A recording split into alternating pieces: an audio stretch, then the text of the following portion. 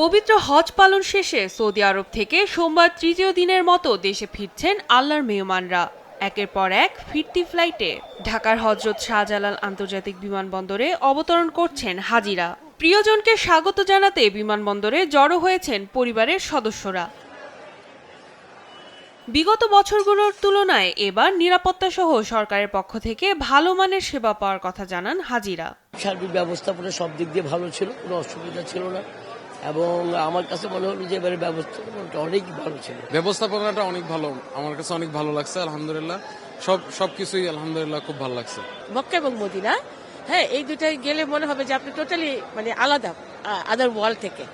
So এই এক্সপিরিয়েন্সটা সবার করা উচিত অ্যাজ এ মুসলিম, এবং আমি ভেরি প্লেসড উইথ মাই মানে জার্নি।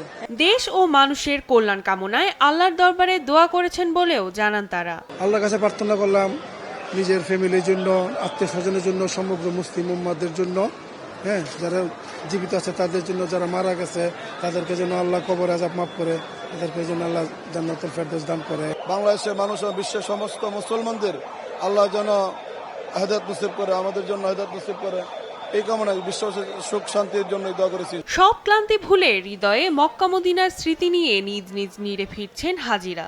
আগামী 1 জুলাই পর্যন্ত চলবে ফিরতি হজ ফ্লাইট। আরিফিন ঈশা, দেশ টিভি, ঢাকা।